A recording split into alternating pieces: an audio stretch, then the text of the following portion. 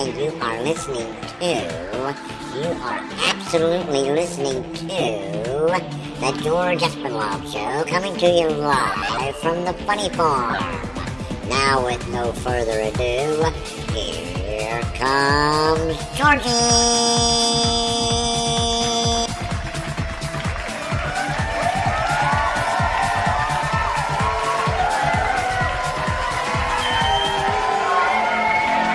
Thank you very much.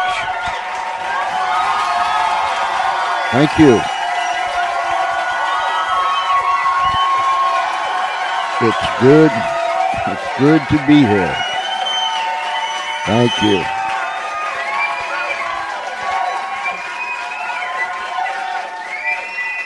It is Friday night at the Funny Farm. And whether you're down the street, around the corner, across the nation, or around the world, you're listening to the George Espinwald Show, coming to you live. That's right, we're live. We are live from the Funny Farm. It's in our world, not in the real world. It's in our world. It's a lot safer in here than it is in your world out there. So come in, pull up a seat, and enjoy yourself. And we'll make you, or we'll try to make you, about half as crazy as the rest of us is around here. Charlie's over at the boards. Excuse me.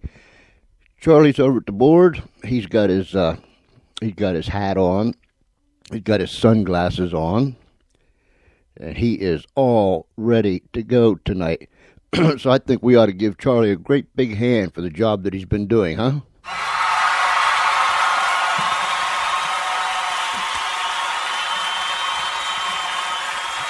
You jump up there on your box, Charlie, and take a bow. Attaboy. My boy, Charlie. We appreciate the work Charlie does around here. We have with us tonight a young lady from the great big state of Michigan. And this lady, she can crank out novels faster than you can drink a Pepsi-Cola. Crystal, welcome to the George Espinwald Show. Oh, thank you. Thank you, George. Thank you for having me. Crystal Hickerson. Now, Crystal, you're going to have to realize, sometimes this old boy gets his tongue all tied up. Excuse me. And and he has a terrible time with last names, including my own. So I have to stop and think about it sometimes, but it's Crystal Hickerson, is that right? Yes, Hickerson. Hickerson, okay, I got you. Mm-hmm. Tell us a little bit about yourself before we go any further. Well, I am a novelist, and I have written 4 books, I'm sorry. And my latest book is called The Volunteer. It's about hospice and hospice care and volunteering. And I run a talk show also, and online, a radio talk show called The Crystal Show. And I live in Michigan. Where can people listen to your radio show? Well, they can listen to my show. They go to blogtalkradio.com/crystalshow1, and they can listen each Thursday night at 7 p.m. Eastern Time. Thursday night, 7 p.m. Eastern Time on Blog Talk Radio / what'd you say, Crystal 1? Crystal Show 1. Crystal Show 1. So, ladies and gentlemen, mark that down if you're able to, wherever you're at. I want to ask you, because I was reading your bio, and I found it quite interesting. You have done a whole lot, and I think you need to be proud of it. But let me ask you a question, and forgive my stupidity. Could you tell me? Let me find a little paper here. Could you tell me what that I'm not even sure I can say it. Machinima animated movies.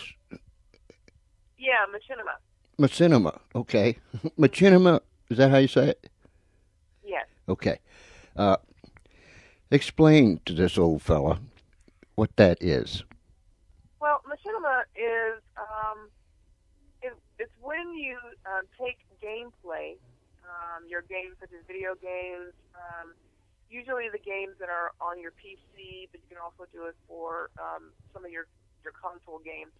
But you would record the gameplay, and then you would edit your recordings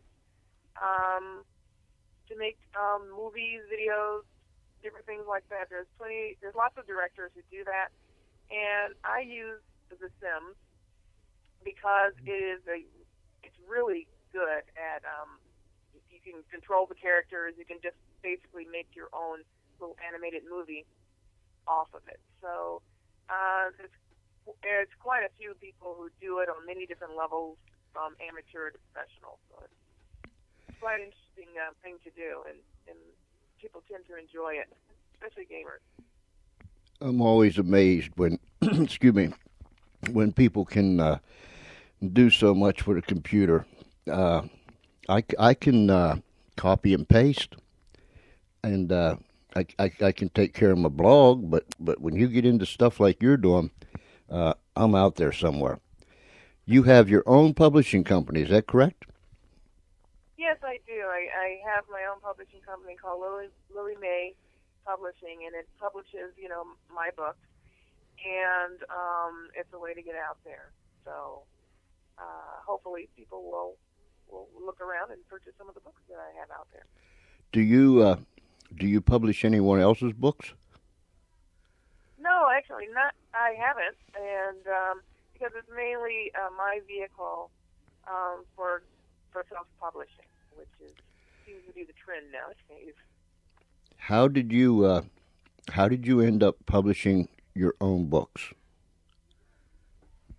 Well, the publishing world has changed a bit, and with the onset, I guess, of online stores such as Amazon, etc., a lot of writers are doing their own publishing. Even writers who have probably sold books on other traditional levels tend to go their own route with publishing their own stuff in order to reap the benefits of their own profits.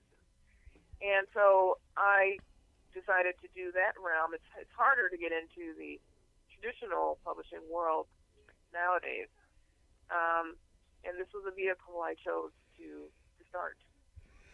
Did I read somewhere, and correct me if I'm wrong, but did I read somewhere that the digital books or the e-books are now surpassing the hardbacks, the paperbacks, and so on and so forth?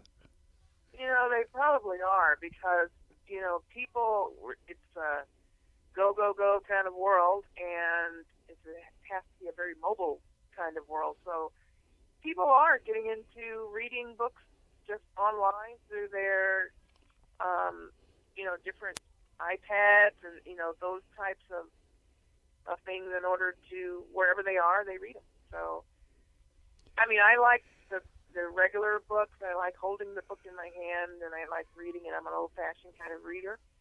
But yeah, a lot of people are doing it digitally nowadays. So yeah, I keep up with that time. So I tend to have a lot of my books online. I like to hold a book too, but yet I'm finding as time goes on that I really love my Kindle. I've got I've got the first generation Kindle, and I think it's just so neat. So if I go somewhere, I don't have to take 3 or 4 books with me. They're all in that skinny little Kindle, and I'm just amazed at the technology. Of course, it don't take much to amaze me anymore, but nonetheless. Yeah, and I was looking at the iPads, and a friend of mine had one, and she wanted me to look at a book or something, and so I took a look at it, and they have a lot of the animation, for us traditional people trying to lure us over there, lure us to the iPad and reading online, where it has the page flippers and stuff like that. So that's kind of cool. It's like, okay. It kind of brings me. I can see a page flipping. That's kind of like reading it for real. Yeah, kind of like on the old, the first generation Kindle. You just push the button. It says next page. So Right. you just push the button, and then the next page comes up. You don't see no flip flop or anything. It just pops up there again. But and they're trying to lure us into actually buying their program. So. Isn't it amazing with the technology? Like you said, Oh, we're moving so fast. We're not moving faster than a speeding bullet anymore. I always tell people that we move so fast we're going to run into ourselves. Yeah, because it's just go, go, go, go, go, go, go anymore. But this modern technology, such as your radio program, who would have thought 20 years ago that you could sit wherever and produce a radio show, or I could sit wherever and produce a radio show. It's just amazing where we're at now. Your Trinity. Well, Go ahead. People are online, and that's we have to find them where they are. And 9 times out of 10, they're online working. A lot more people are working from home, or even if they're at work, they're on their computers, and everything is right in the palm of their hands. So we have to go to where they are. Yeah, and even now, I call them the brick and mortar. Excuse me, the brick and mortar radio stations, or the terrestrial stations. Right. One corporation will own 15 or 20 of them. We have some right around here. You go to them and it's just locked up tight. There's no human being in there. Right. So they're all computerized from somewhere. So you got XM radio now. You have where there's lots of personalities, from amateur to celebrities who are doing their own shows. Mm-hmm. So it's an avenue that hadn't been tapped. You can only hear what was on the radio and those people, and now you can hear anybody and everywhere. Yeah, there's apps for the iPhone, for the iPad. I've done shows on my iPad. I've done shows on my iPhone. Being mobile, so you're not limited to one spot. But right. your Trinity Productions is that where you do your animated movies at? Right. Yeah. It's a home. Trinity Productions is a home for my media type work. It's a home for the animated movies, any type of videos that I may do, and just all of my general media. And if people want to see one of these or several of them, do you have them up on YouTube?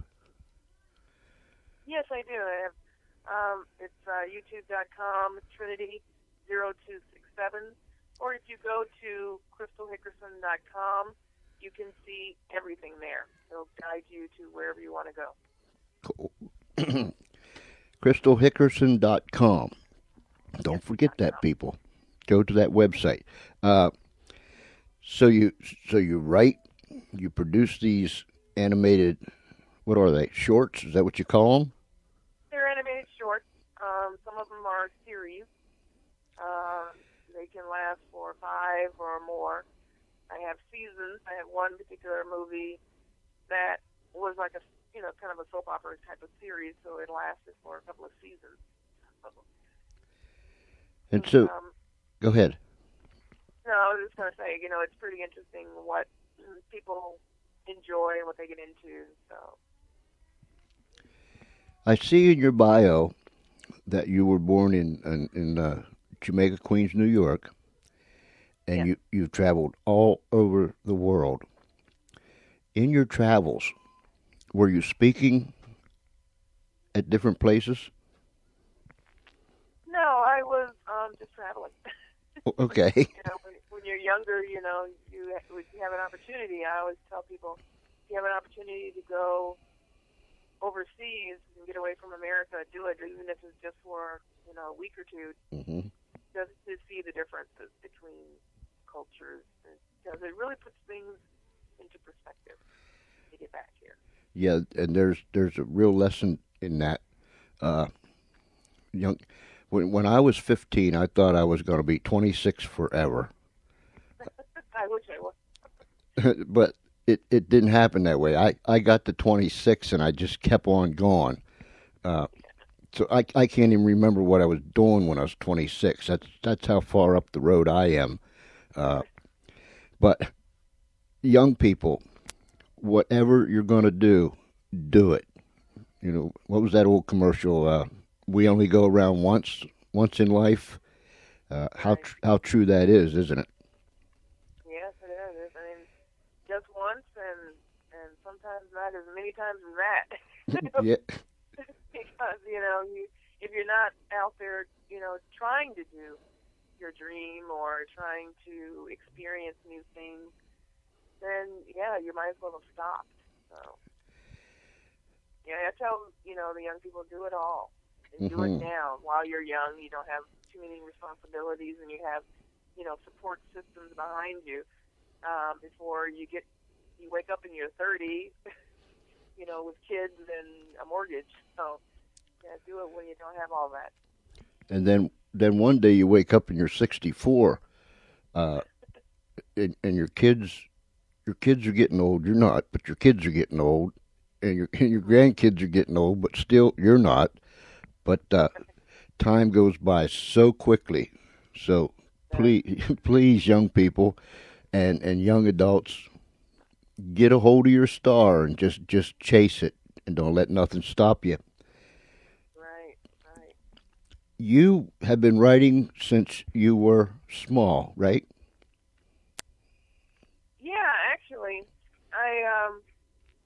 when I was a little girl, me and my girlfriend, my best girlfriend, we would play together, and make believe. And then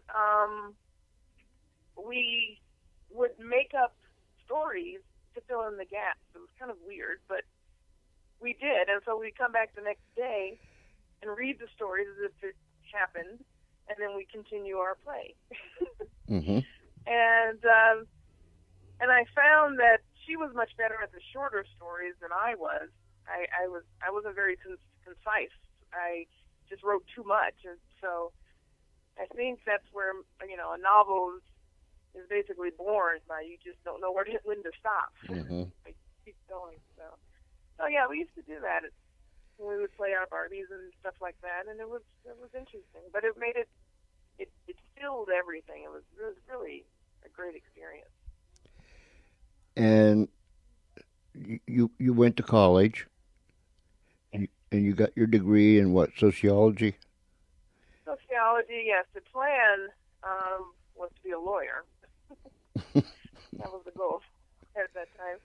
So I got my degree in sociology and criminal justice, and then the plan was to continue on to a law school. That didn't happen. So I just got the degree and went to Vegas. What happened that you went that you got turned around or went into? Well, I guess life kind of turned me around a little bit. I after graduating,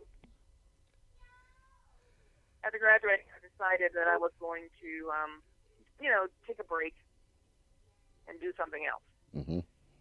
And I don't. So I went to Vegas to kind of experience a few things.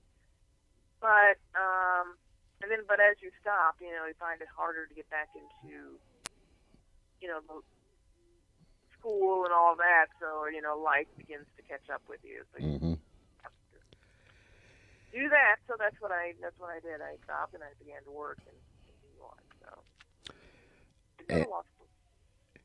And what kind of work did you do? Well, I've been working in hospice care for, almost almost 20 years, a little under 16 years now. And I worked as a counselor in bereavement, grief support counselor when I first started in hospice care. And now I work as a manager in volunteer services. It takes a very special person to be able to do that kind of work, doesn't it? Well, it does. It's a niche. You have to either love it or not, because you couldn't possibly want to be around, death and dying every day, unless it's something that you really feel passionately about and care about. I had a brother-in-law. Excuse me. He wasn't only my brother-in-law; he was my best friend. He passed away a couple years ago, and hospice came in, and they were the kindest, most considerate people that I can say that I probably ever met in my entire life. And there was just, I still haven't found a word for them other than they were compassionate, they were caring, they were just special people, you know what I'm saying? Of course you do. Yeah. I mean, you do it.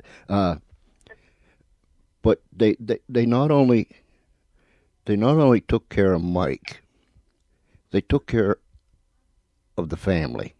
I mean, they explained to us what stage and and all those things that they do, and they explained it to us in such a way that it took, if there was anyone that was frightened, it took the fright away.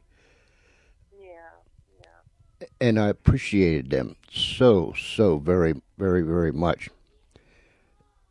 Do you actually work in the homes where someone needs the hospice care?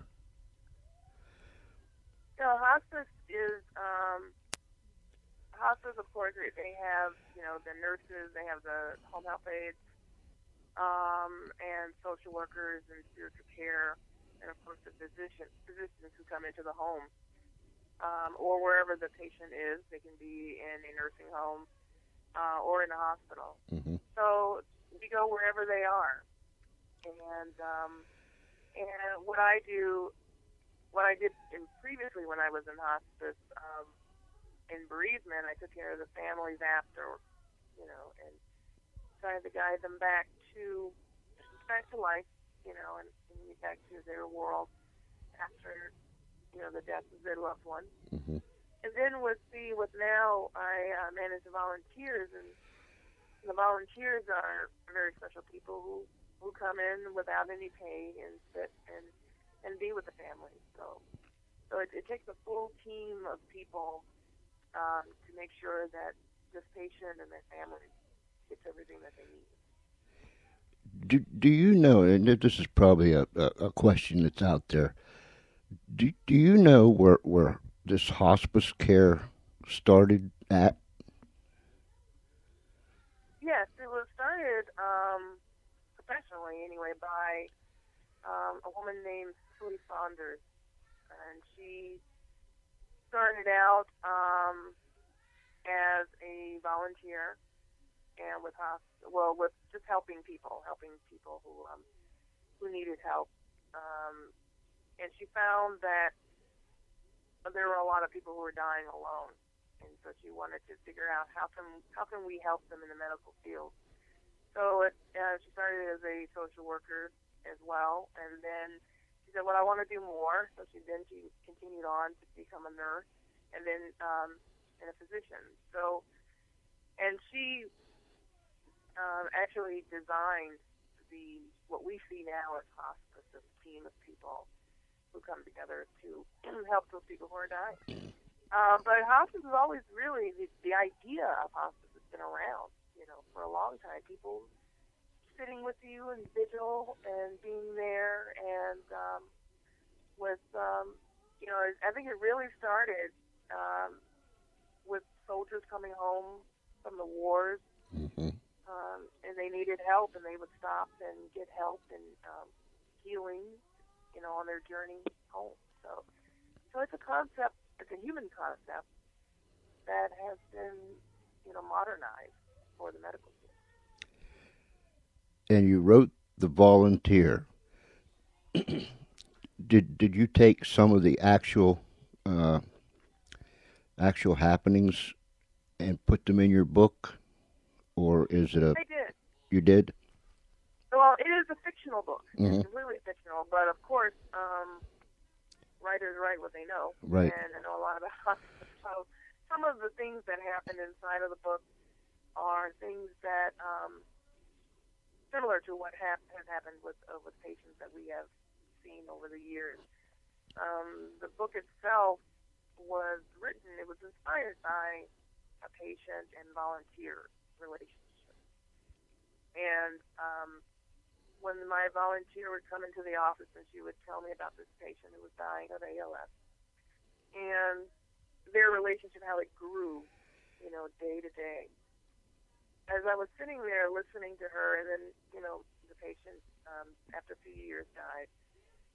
And I said, to myself, this would be a great book. I don't think a lot of people know a lot about what hospice really is, of course, except for the people who have actually experienced it. Uh-huh. So I thought, being a writer, I should write about this great thing called hospice, and I wanted to take it from the inside out.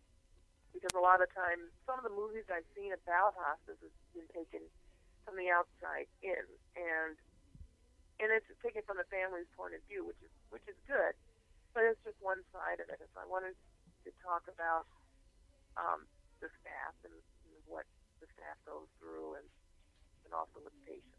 So. Have you found have you found the volunteers and the other people that make up hospice, can they do this like you've been doing it for 16 years? Yeah.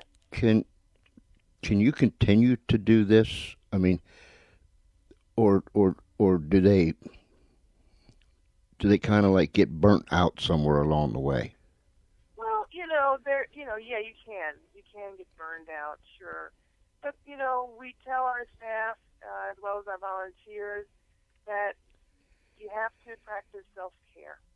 And, as in life, you do a job for a long time, and then you decide, well, maybe this is not what I want to do now, and you move on. But case in point for myself, I work, in bereavement, and as my career moved on, it came a time when I was like, I don't know if I wanted to do that every day. It was really, getting to me. Mm-hmm. So, but I still wanted to be a part of hospice because hospice is very important to me.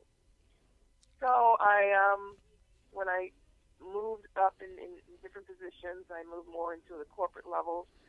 And I said, I got to get back to the team. And so then I had an opportunity to really make a choice between bereavement and volunteerism, which I hadn't done, but I've seen it done. But and it's a different animal, but it's a way for me to stay in hospitals without, being a grief support counselor. But yeah, you have plenty of the staff, clinical staff, and nurses and physicians who may decide, I can't do this anymore. But again, it is something that you have to really love, and you have to have amazing passion for. And I do, and a lot of the people I've met in hospice, they do. That's why they're there. They want to be a part of it. You mentioned something that I have always felt so bad about when you said there were people dying alone. Mm-hmm. To me, and I guess to you too, that has to be one of the saddest things in life as you're approaching death, don't you think? It is, and we see this all the time, where there are people in nursing homes, and even in their own homes. There's a lot of people who just want to stay at home and die at home. Mm-hmm. But there are people in nursing homes who are estranged from their families for whatever reason, and they're alone. They're by themselves, or they've been alone for most of their life, or they spent most of their time building their careers and not much time building, their families, or their family are now all gone, and they're the last ones. And that is the purpose of hospice, to, of course, be there for them and to provide medical care, but also for the volunteers to provide vigil, to be that kind of a surrogate family for these patients. And it works out really well. It allows the volunteer to give back, and it definitely allows the patients to die with someone just present in the room. And that's a big thing. It's a big deal. Mm-hmm. I guess, like we said in the beginning, we're moving faster than a speeding bullet. And again, it's like what you said.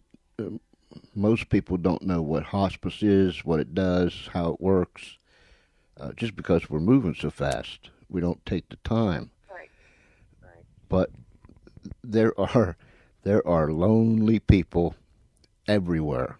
I don't think we have to look too hard to find a lonely person, do you? No, we don't, and sometimes it's just looking in the mirror. Ain't that the truth? Right. So, and I wanted to definitely mention to your listeners that November is Hospice Month. It's our National Hospice Month. So this is a perfect opportunity to, get online and you can go to nhpco.org, which is the National Hospice and Palliative Care Organization, and you can find out loads of information about hospice, what it is, what services it provides, and what you can do to get these services for yourself and for your family. Could you give me that URL again? It is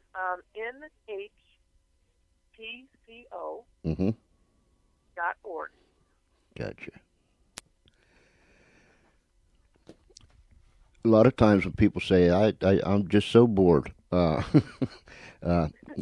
find that amazing. As fast as we're moving, yet we still say, I'm so bored. When people say I'm so bored, my wife was diagnosed with cancer last January, and we just got over the hill, and here in I think she finished her last treatments in September, and so we got the green light. We're good to go again. Oh, but super. We got to spend a lot of time in the hospitals, going for blood work, the whole 9 yards. And I met some very, very nice people. And I met some very, very lonely people, too. I just, you can just look at their mannerisms and their facial expression and the droop of the shoulders, that someone else would bring them to get blood work or whatever they was doing. But they'd be very lonely. Mm-hmm. And I found out that if you just say, hi, how are you? It's like their whole world lights up. Oh, sure, yeah. We need that human touch, and sometimes we don't realize how much we need it until we've kind of backed ourselves into our own little corners of our world and, realize that there is no fun there. And sometimes it's self-inflicted without even realizing it, especially in this world, as we were talking about before regarding, the computer world and online. You do a lot of things sitting in a room alone, looking at your computer, and no one's there, even though you're interacting with people and all of that. So I think we, as a society, we've moved more to that type of world without even realizing. You look around, no one's there. Yeah, I guess some people become total recluses. The only outside world they know is through the computer anymore. Yeah. How long did it take you to write your book, The Volunteer? Well, it took me a little under a year to write, and it depends on the story, of course. But yeah, it usually takes me about a year to write a book, novel, complete. and then, start the whole process of getting it out. So, I'm not Stephen King, who can write in 2 minutes. Yeah, but he writes turns out machine books in no time. You hammered out 4 of them in how long total has it been? Well, I guess about 5 years. So I do about a book a year, and I try to keep the juices flowing creatively. When I'm not writing, or when I have a writer's block, I'll do my machinima movies, or of course, I have a radio show now, and just different things that I do just to keep that part of myself going, and until the idea shows itself, and then I can continue on writing. Your other book was The Magician, Street Corners, and Wanted. Yeah. Could you tell us a little bit about those? Well, The Magician is a book, the story about a boy who is born into the world, who is kind of like the second coming, and he is here to give us to help us into the new transition of man. It's not really an apocalyptic story because we don't die. We transform into a higher level of being. It's just a new type of being, kind of an evolution. And so it's a story about that process. It's not really religious, but it's more of a spiritual type of metaphysical story. And but most of the people who do like it tend to be very spiritual, and they do, of course, talk about the religious implications about the book itself, but it doesn't really play into any particular religion. What about Street Corners? So Street Corners was a novel that I did. It's really a novelization of one of my machinima movies called Street Corners, and it was during a time when I was in between books, so I had done this series called Street Corners about a tip. Mm-hmm. And the reviews, the people who followed that particular story, movie, and they really enjoyed the animation. And in the end of the animation, I just killed them off, The pimp, you kill them off. But people were very upset about that, and they wanted more. And so I said, you know what, I'm a writer. I just do this for kicks. So I think I'll write you a story. You want more?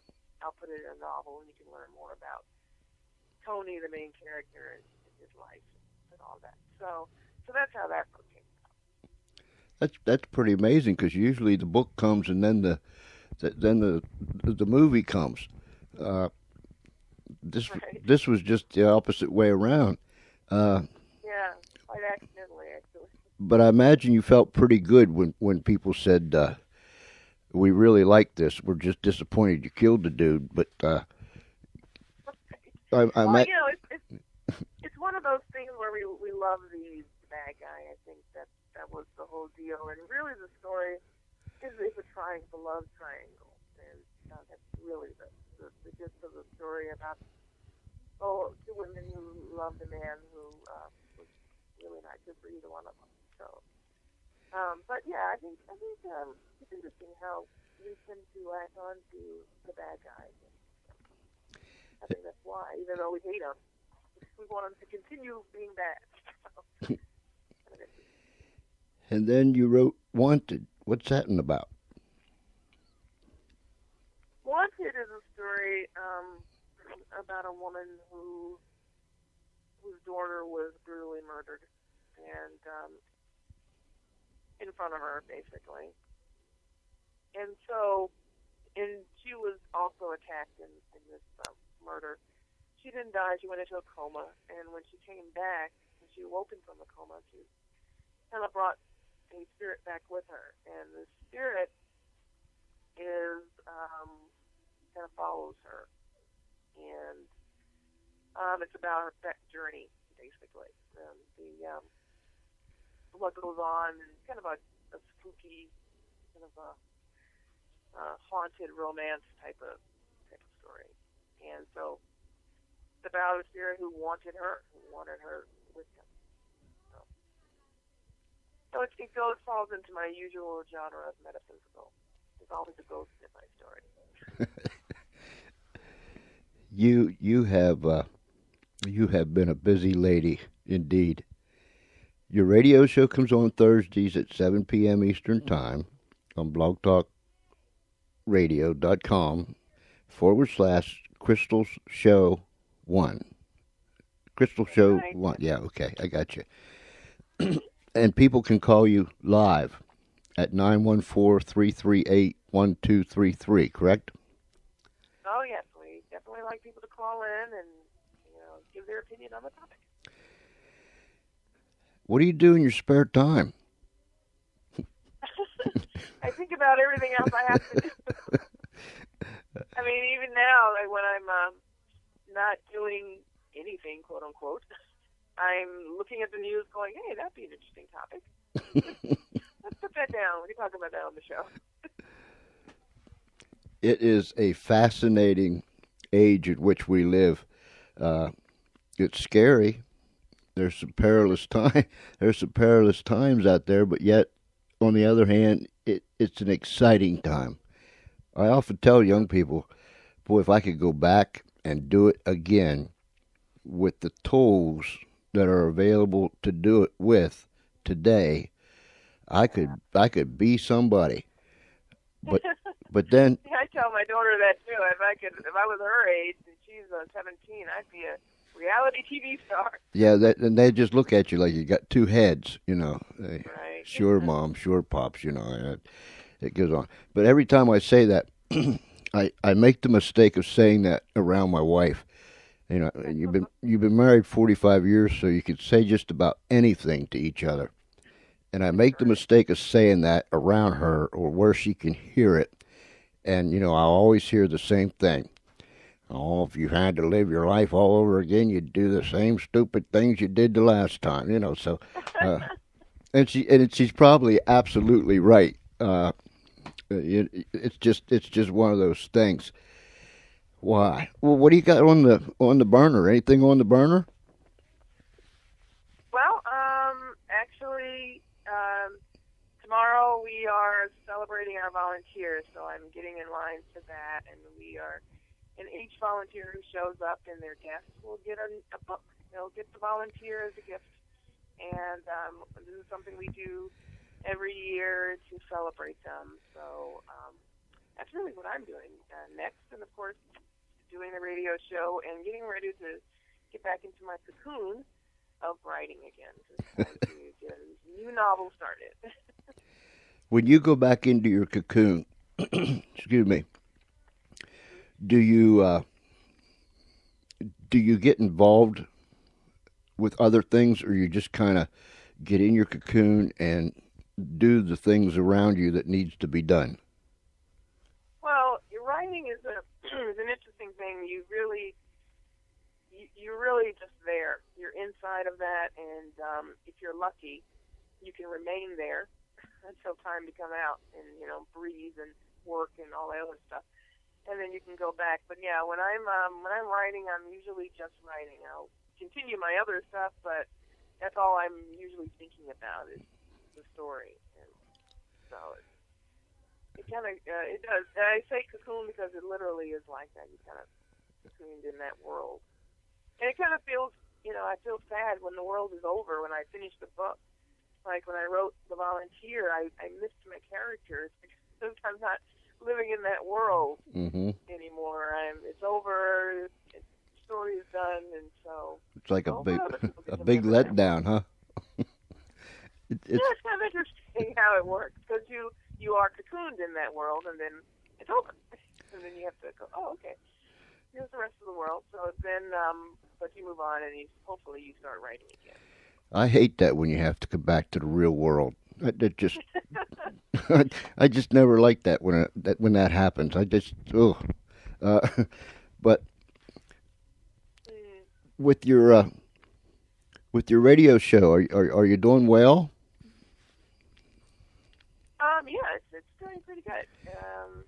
It is a show that, of course, has different current event topics. And so we get quite a few interesting characters on there who call in.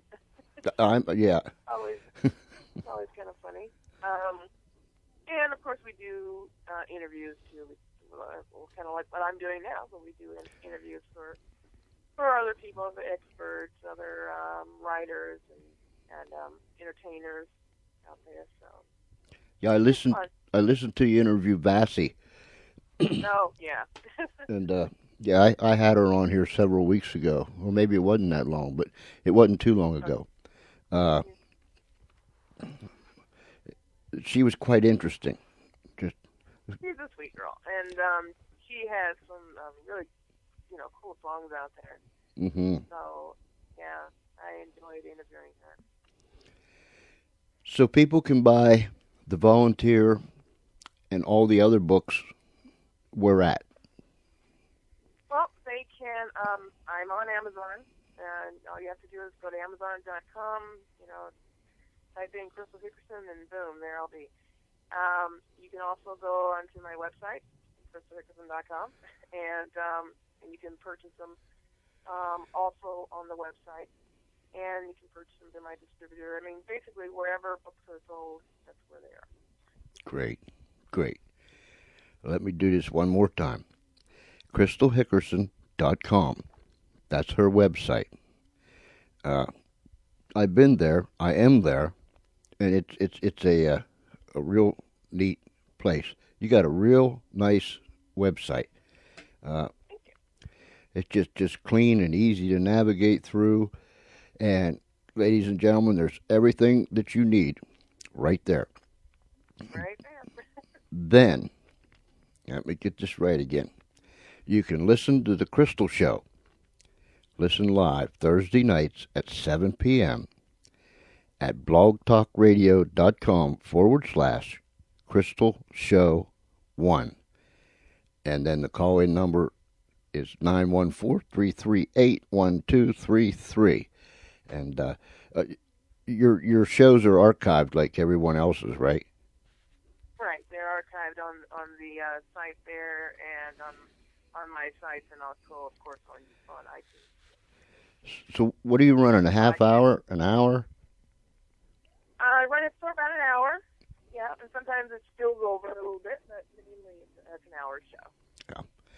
Yeah, years ago, when I first got into radio, I'd do a half hour show, and then because I lip drip so much, I found out that 30 minutes just wasn't long enough.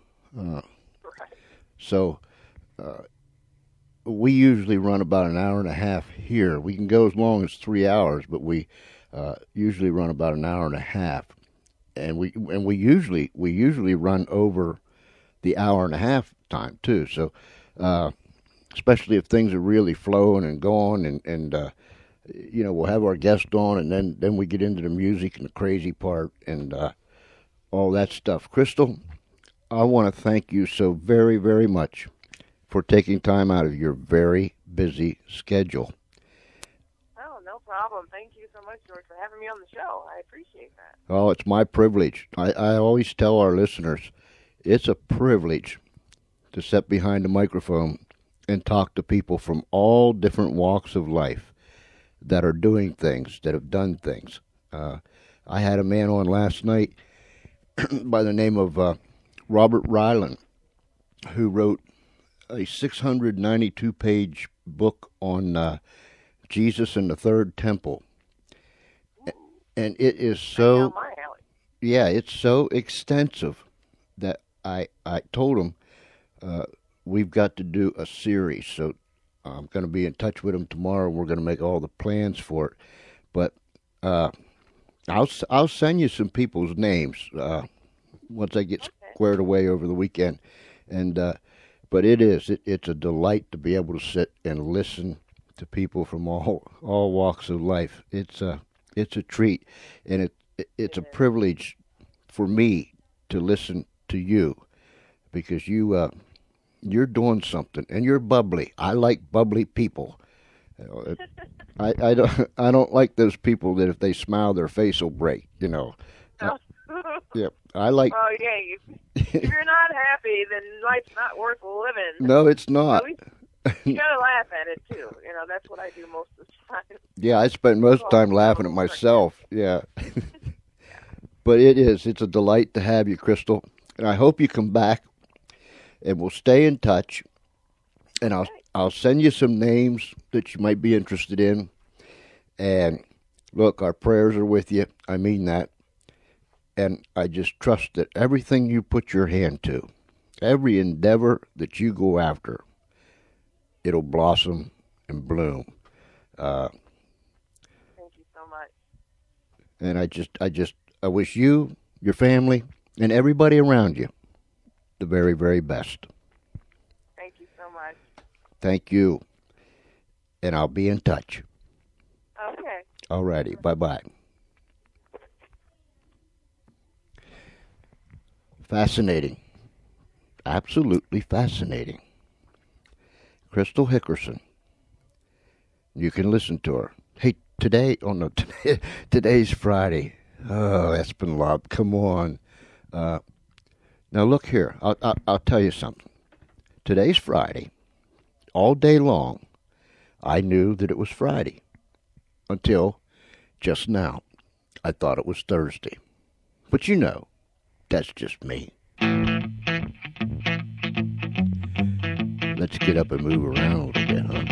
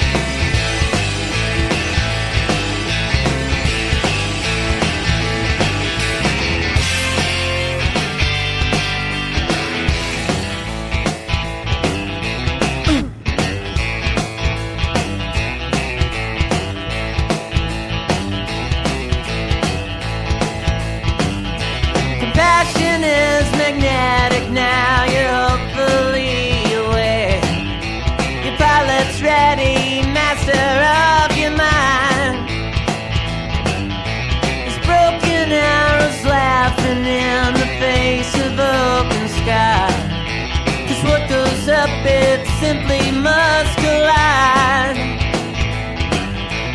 You don't have to go, you don't have to fall so low, alright.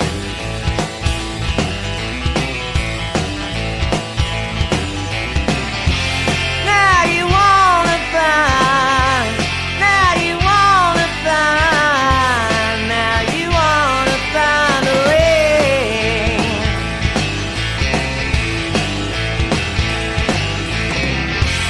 Now you wanna find, now you wanna find out, you wanna find a way.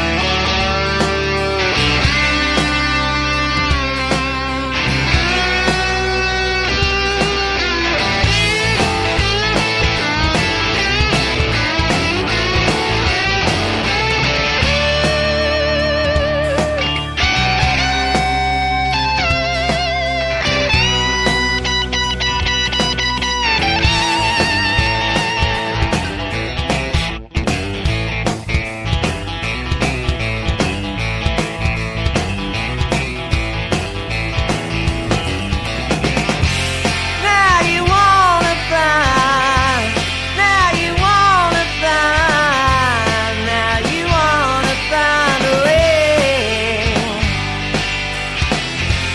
Now you wanna find, now you wanna find, now you wanna find a way.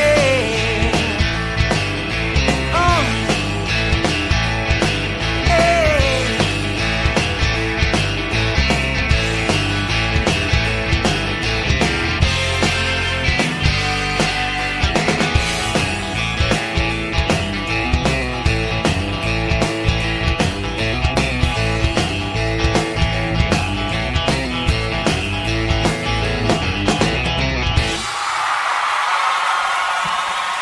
And it's Friday night at the Funny Farm.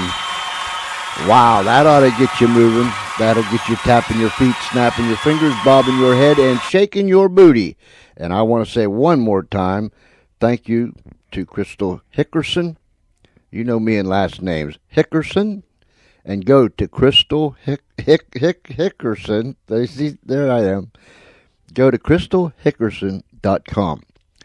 And all 4 of her books are available right on the website, crystalhickerson.com. Or you can go to Amazon. Just write her name up there in the search box, Crystal Hickerson, and you can get it at Amazon, Barnes & Noble, on her website, just about anywhere that they make books or they sell books. Crystal Hickerson. What a delight. Very talented lady, and I'm so glad that she took the time to spend a few minutes with us tonight. I appreciate that so very, very much. Well, it's Friday night, and you know we never know what's going to happen here at the Funny Farm on a Monday night, much less on a Friday night. Charlie, he's over there with his sunglasses on, and you know he got his DJ hat on, and I guess that's what he calls it, his DJ hat. Is that what you call it, Charlie? Yeah. And he got him a box that he stands on so he can reach up to the sliders and the buttons and all that stuff. But I'm telling you what, Charlie is one class act. He is a co-host. He is an announcer. He runs the soundboard. And he causes all kinds of trouble. He's a mischievous little devil, isn't he? Yeah, y'all know that.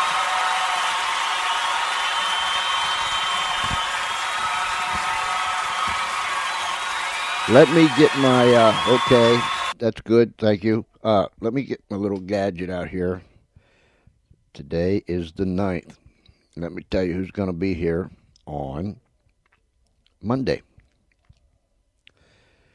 We're going to have Sean Thomas with us. And he is a Christian rapper. And I believe he's out of Las Vegas. But he's going to be with us on Monday night. And again, you're in for a real treat. Tuesday night, I'm not sure I can say the name right, but it's Rahasya Poe. Rahasya Poe. And very, very interesting individual. And so you'll want to tune in Tuesday night. You'll want to tune in every night. That's I'm just saying. Then let me get back here. Wednesday we have Nelson Trout. He's a professional musician who wrote a book entitled Blood on the Ceiling. And in that book, he shares with the readers the bad things that happened when he was addicted to drugs and alcohol. He shares with us right up front, throws it right on the table, what it was like in rehab center, so on and so forth. But he's a professional musician out of Jersey, and he's going to be with us on Wednesday night. That's the 14th. On the 15th, we have a young fella. Everybody's young to me anymore, but anyhow, Brian Barton, who used to play with the St. Louis Cardinals. He's still playing minor league ball. He played with the St. Louis Cardinals. He is an aeronautical, how you say it, aeronautical engineer. That's what Mr. Ryland was, who we had on here last night. He was an aeronautical engineer. But Brian is an aeronautical engineer. He majored in that in college.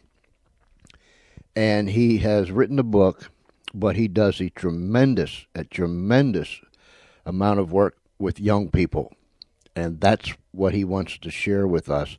I'm sure he'll tell us some of the things about his baseball career. He's still playing just up the road here in Maryland. So he'll be sharing that with us. He'll be with us on the 15th. My goodness, this month just sailing by. And then a week from tonight, we'll have Coley Bryce, another professional musician who has written, buku songs. He has written a lot of songs, and he's going to be with us on the 16th. So we got a big week planned for us.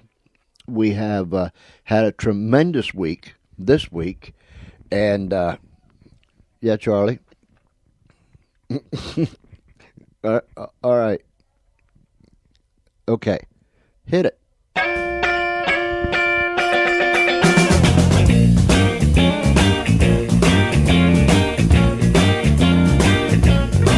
Now, baby, I don't need no more money if you put your arms around me.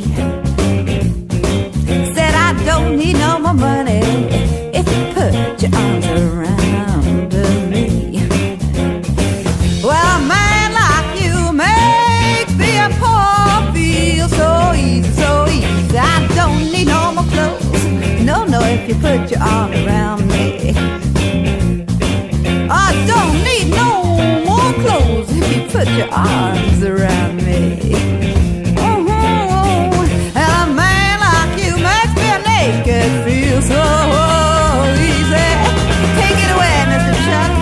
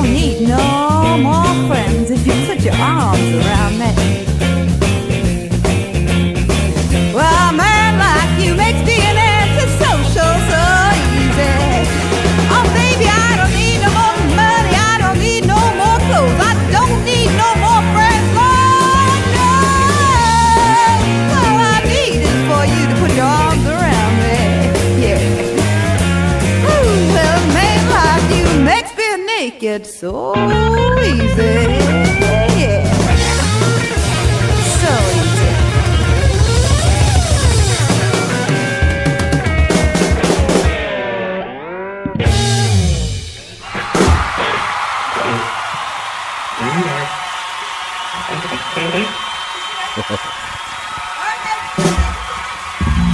Yeah.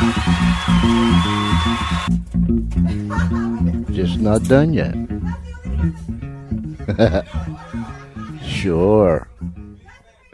You're listening to the George Espinlab Show, coming to you live from the Funny Farm in a place called Our World. It's Friday night here in Our World, and it's Friday night out there in the real world. And whatever you're doing, just be careful tonight. You know what I'm saying? Use your head. Use some God-given common sense, and don't get yourself in any kind of trouble. Just enjoy yourself, have fun, and if you're out, make it home safe, and have a great weekend. What was I going to tell you? Oh, we want you to email us, georgece@comcast.net. That's georgece@comcast.net, and we like to hear from you. We're hearing from people. We want to hear from more. We want you to become a full-fledged loon. All you have to do is come to the show. That's all. Just show up. That qualifies you to become a full-fledged loon. You don't have to buy anything. You don't have to sign anything. You just come and be a participant on the show. Just be there. Many come. Few leave. They just like it here. I told you. It's safer in our world than it is in yours.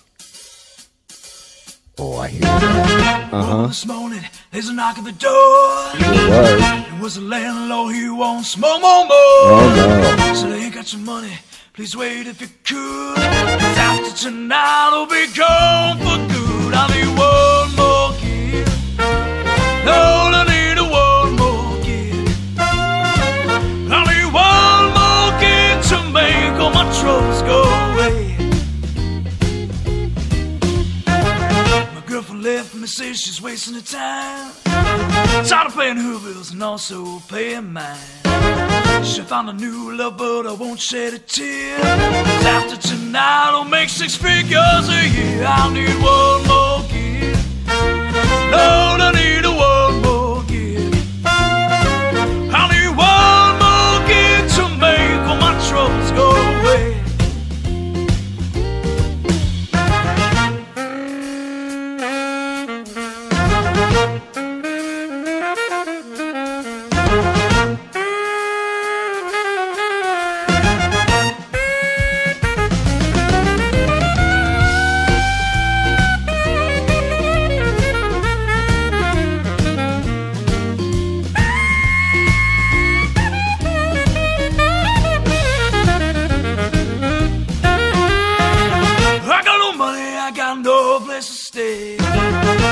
Church, got on my knees and prayed.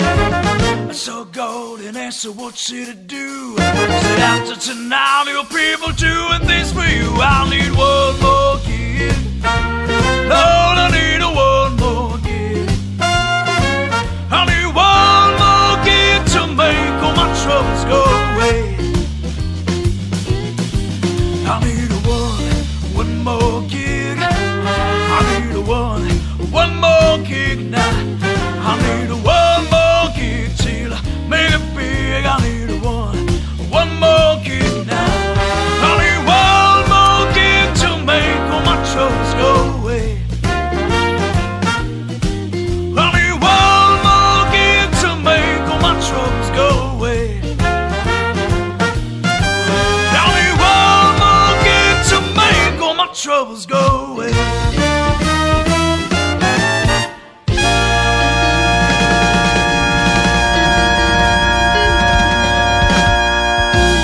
That's all you need, one more gig to make all your troubles go away. I want to thank our friends at musicalley.com, musicalley.com, Mevio, musicalley.com. A lot of the music that we play right here on the George Espinlab Show comes from musicalley.com. and I thank our friends very, very, very much. What else was I going to tell you? I don't know what I was going to tell you. We got the Skype line open. How long are we going to be here, Charlie? Till we're done? Yeah, right. He's a character. But anyhow, George.Espenlaub. That's George.Espenlaub. Espenlaub. George.Espenlaub. And this is Friday, isn't it? Man, I had it right all day long until a few minutes ago, and I forgot. You know, it was one of them times. My 1/2 brain cell. That's all there is to it.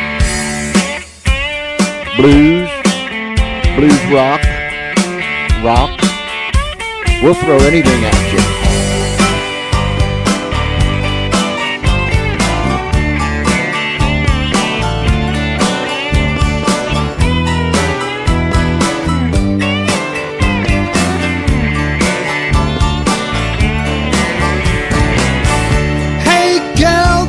One long haul, feel like I swam over Niagara Falls. Oh baby,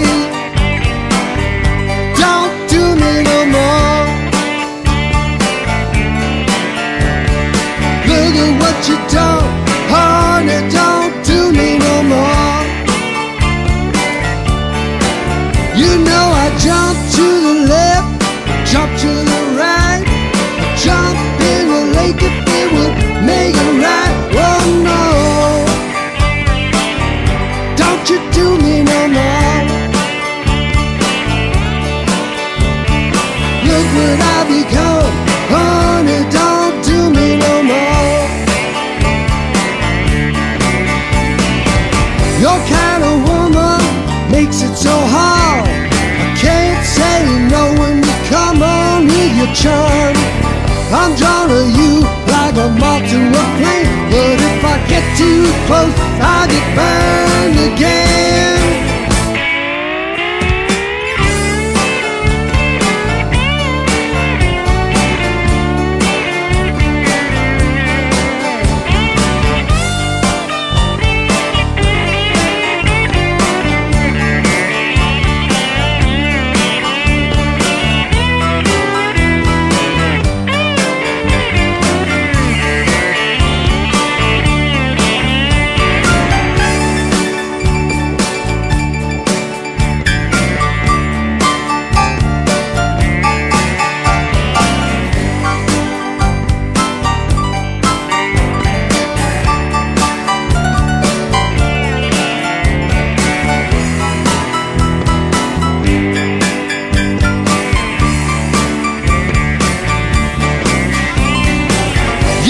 To me, this is one grand ride. How could I know you had a man on his side? Feel like a fool believing all your lies. What can I do? You got me mesmerized. Honey, please have some sympathy. Don't do no more wrong to me. Oh, baby, don't do me no more. What you done, honey, don't do me no more. Look what I become, baby,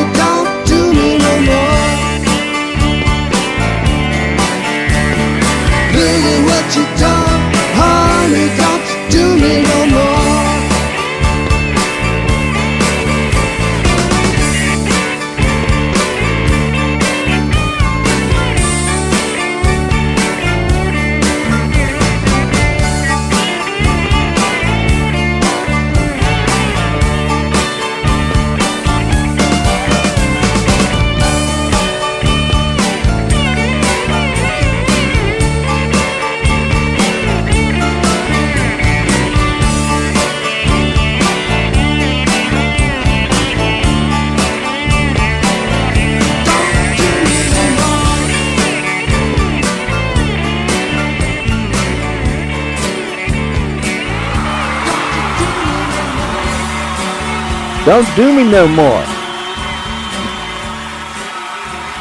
Cliff Stevens, don't do me no more. You're going to hear a lot of music by groups and individuals that perhaps, most likely, you have never heard before. But that's who we want to play the music. That's where we want to get the music from. Those that are not at the top of the charts. Those that are working their way up. Those that are really busting them to get somewhere. Listen, I have heard some good music. And, it's not the big names that we know. But these guys and these gals, they got it. They got it.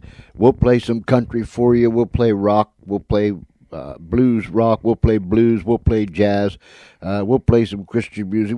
We'll play some classical. We'll throw everything. We'll throw everything, including the kitchen sink, at you. Now, I want to give a great big shout out to Cheryl. Cheryl, I know you're listening. I got the funniest feeling that you're listening. So, girlfriend, go ahead. Skype me. I know. Skype me. George.Espinlob. You know what it is.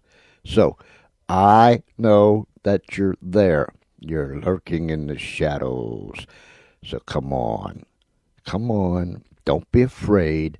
We'll put you live on the air on the George Espinlob show that can only come to you from the Funny Farm in a place called Our World. I'm talking at you, Cheryl. Listen to me.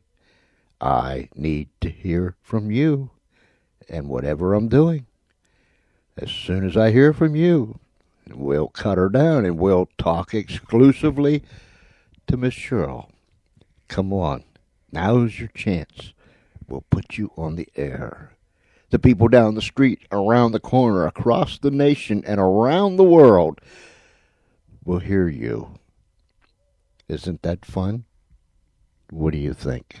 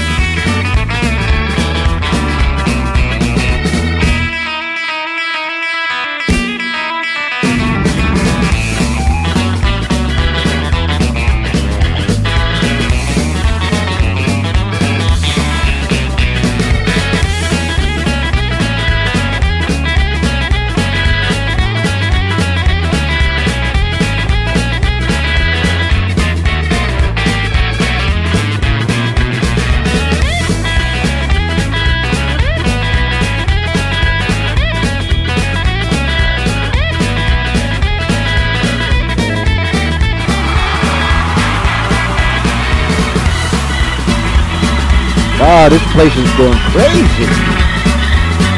Come on, Cheryl. I'm waiting to put you on. Come on.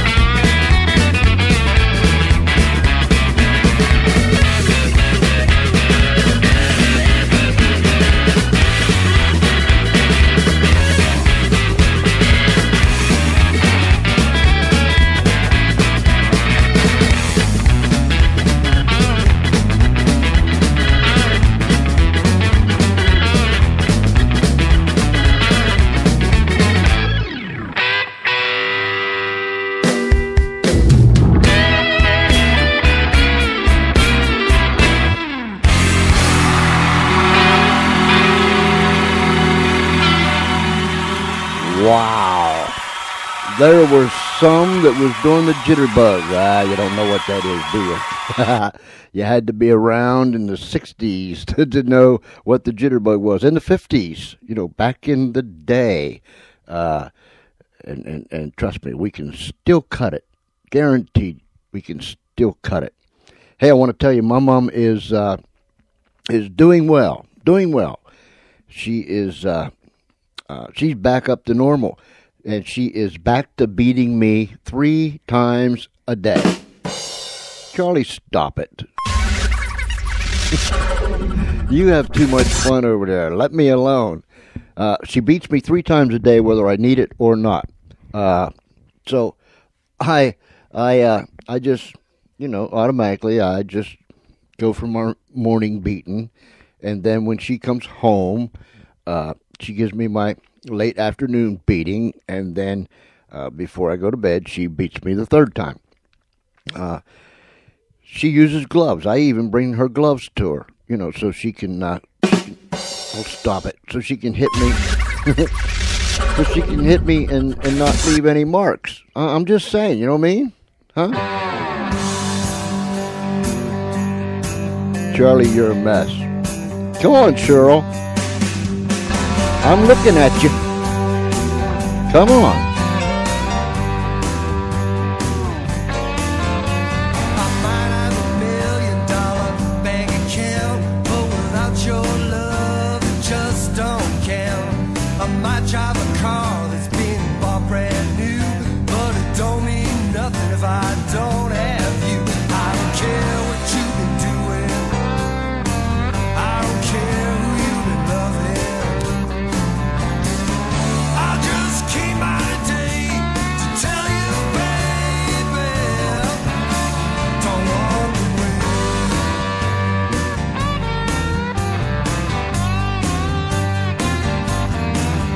I was a straight A student, a back in high school, but where you're concerned, I'm nothing but a fool.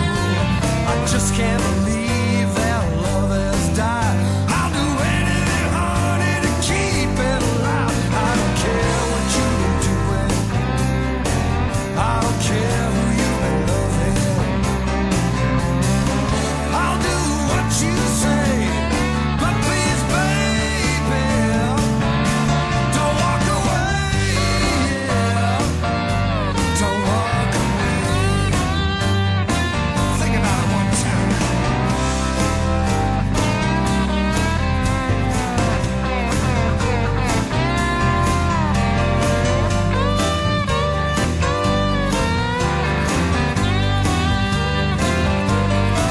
Here you go.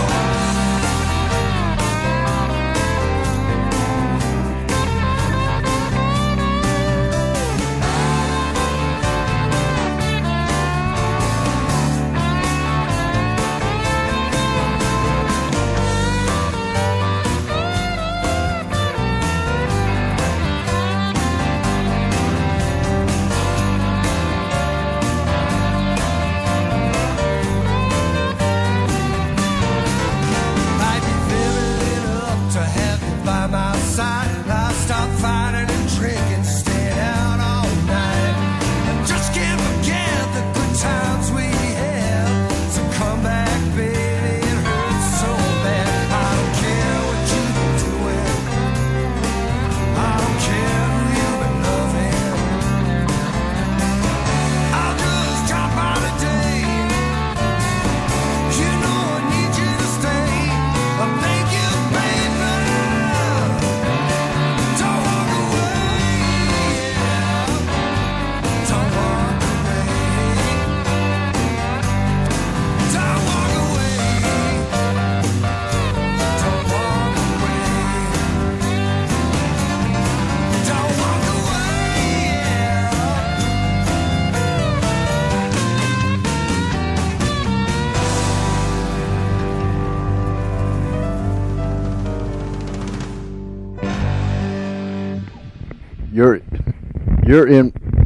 You're in Walmart?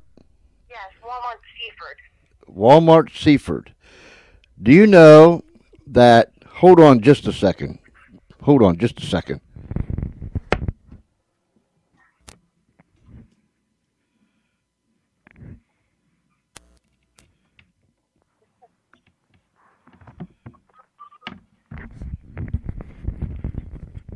Do you know that you are live on the George And I- Husband Love Show? Yes, I do know this. You do know that. Yes. Are you nervous? No, I'm not nervous because I love you, George. Oh, you shouldn't tell the whole world. Yeah, I know. Nancy Ann might get mad. I was sitting here looking on the Skype dooflicky, and I saw that you're on. Don't you ever turn your Skype thingy off, huh? No, I don't know how to do that, George. You don't. Well, as long as you can turn it on, I guess that's all it counts, right? Yeah, you need to have a celebrity on to teach me how to turn off Skype. All right. I told you how to work it to get it Yes, on, you did. but I never did tell you how to turn it off. No. Well, we'll work on that next time. Okay. So I what appreciate are you buying me at Walmart? Do you need new underpants, George? I do. It just so happens I do.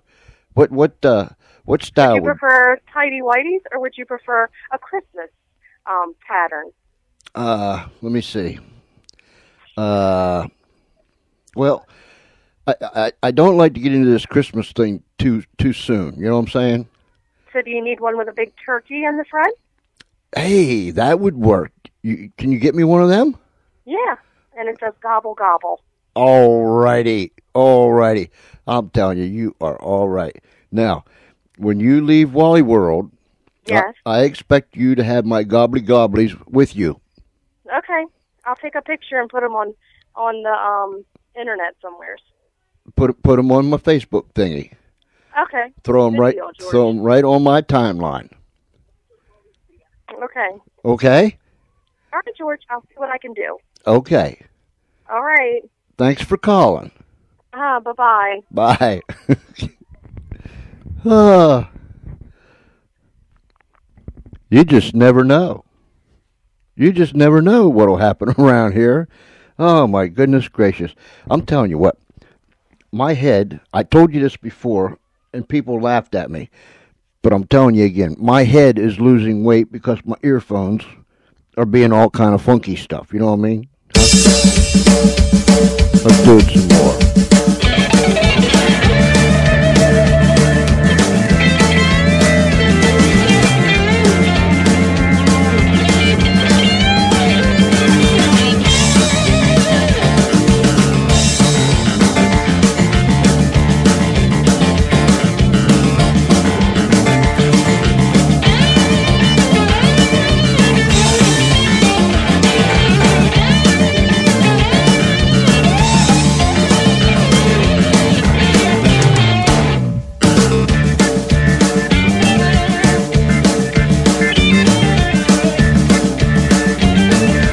Yeah.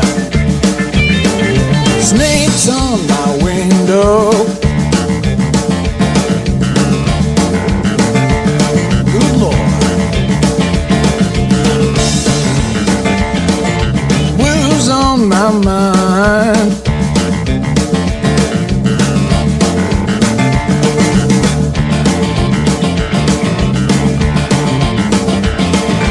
Things I have done.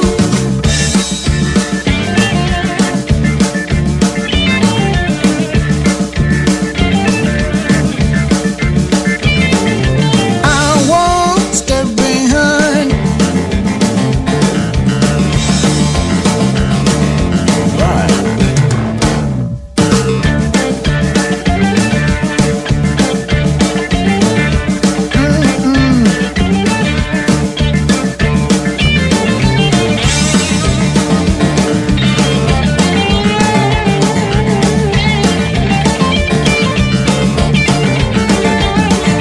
I cast the first stone. Oh, I did.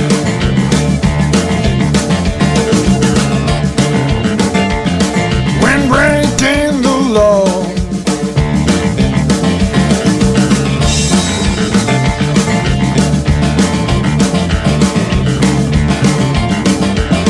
That jail in my heart.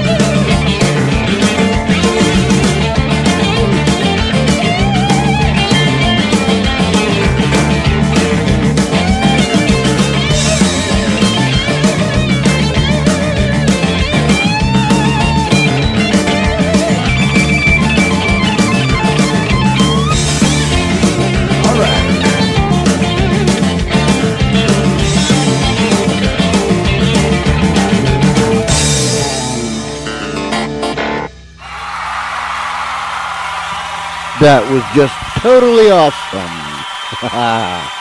Man, I'm telling you what, they were tapping their feet, snapping their fingers, bobbing their head, shaking their booty, standing on their head, clapping their feet. I'm telling you what, they can multitask around here.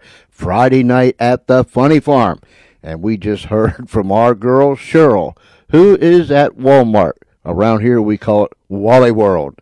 And she's going to bring me some brand new spanking, what'd she say? My briefs. Yeah. And we interrupt this show for a brief message. No, Espinlob, not that kind of brief. My goodness gracious. Get yourself right, boy. Many, many, many thanks. I really didn't think you would call, Cheryl. I really, really didn't. But you proved me wrong. I'm glad you did. And you just come on in here just like a pro, like you've been on talk radio for many, many, many years. Getting more serious now. I want to thank Crystal Hickerson. That's Crystal Hickerson for being on the show tonight. A very talented young lady. She has her own radio show Thursday night at 7 p.m. live on blogtalkradio.com/Crystal Show 1. blogtalkradio.com Crystal Show 1. So you can catch her at 7 o'clock Thursday night. One more time. blogtalkradio.com/Crystal Show 1. And I know. And there's when you go there, there'll be a number that you can call in live. You can be a participant on the show. And just drop in on her. I know she'll be excited. And tell her Espinlob sent you. You know what I'm saying? Just say, hey, I heard you on the Espinlob show, and I decided to drop in and pay you a little visit. I mean, do that. That would just make her feel so well. Warm and fuzzy type stuff. You know what I'm saying? Go to her website, Crystal Hickerson, crystalhickerson.com. And there you can find all 4 of the novels that she has written. Her latest one is The Volunteer. It talks about hospice care and the tremendous amount of work they do. She has been working in hospice for 16 years now, and so she has a lot of experience, and she faced a lot of things. And so get her new book, The Volunteer. Amazon, Barnes & Noble, right there on her website, anywhere books are sold, you can get Crystal Hickerson's book and her other 3 novels too. Why, oh, why does the weeping willow cry? The owl flies at night and the hummingbird all sing. Why, oh, why do the cannonballs fly? Set my spirit high like a bird on the wing. Yeah.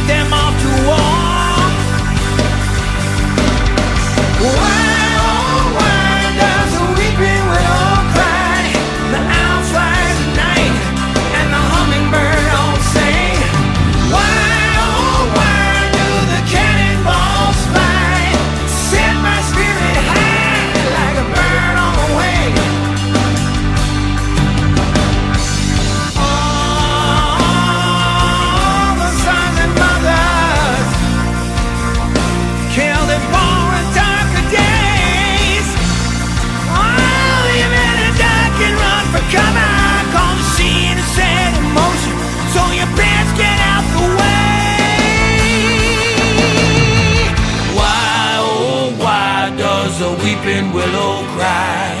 The owl flies at night, and the hummingbird don't sing. Why, oh, why do the cannonballs fly? Set my spirit high like a bird on the wing. A freight train on the track, you can hear that whistle blowing. Steady stream ahead, there's no stopping her now. The people still don't know if they were coming or going. You might just end up dead, and you'll probably wonder how. Why, oh, why does the weeping willow cry? The owl flies at night, and the hummingbird don't sing. Why, oh, why do the cannonballs fly? Set my spirit high like a bird on the wing. Why, oh, why does the weeping willow cry? The owl flies at night, and the hummingbird don't sing. Why, oh, why do the cannonballs fly? Set my spirit high like a bird on the wing.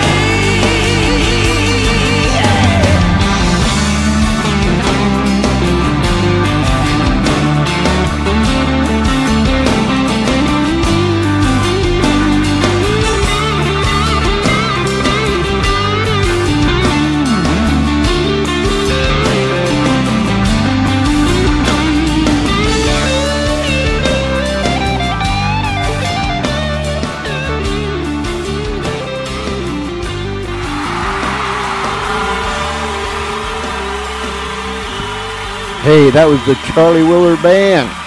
Why oh why? And then right before that we played Freaky Clean, Jail in My Heart. And I'm telling you, our friends over there at musicalley.com do us well. And I thank them very, very much. Well, here we are. We're going to wind her down. Let's see, Monday through Friday, 6:30 p.m. Eastern Daylight Time. We've had a blast this week, I'm telling you. Some tremendous guests. We've made some more plans. Things are just happening around here. To all my friends, I'm not going to start naming them, but to all my friends, far and wide, I want to thank you. I want to thank you for tuning in. I want to thank you for being there. I want to thank you for participating. Everything that you've done, I want to thank you. It's better that way. Then I don't forget anyone. But I mean that from the bottom of my heart. There's a whole lot of love that comes to you from the Funny Farm. Believe it or not, that's the truth. I'm telling you the truth now. There's a whole lot of love that comes to you from the Funny Farm. We are just out of it most of the time. We are dingy the rest of the time, and we're just plain goofy all the time. But nonetheless, we love people. We care about them. Email me, georgece@comcast.net, georgece@comcast.net. Don't forget to tune in to Crystal Hickerson on radio, blogtalkradio.com/Crystal Show 1, Thursday night, 7 p.m. And tell her Espenlaub sent you. Will you do that? Well, wherever you're at, if it's nighttime, have a good night. If it's already daytime, like tomorrow, which, you know, in certain places, it's already tomorrow. If it is already tomorrow, you have a great day. But regardless of what it is, thank you for tuning in. Thank you for all your support. Help us make this show even better. Let us know that you're listening. GeorgeCE@Comcast.net. I promise you, I won't bite. Ask the people that's emailed me. I didn't bite them. I promise I won't bite you. GeorgeCE@Comcast.net. Until then, Monday, 6:30 p.m. Eastern Daylight Time, right here live from the Funny Farm. You can climb aboard, and we'll take you for another ride on the George Espenlaub Show. But until then, this is me, George Espinlove, saying good night and God bless you.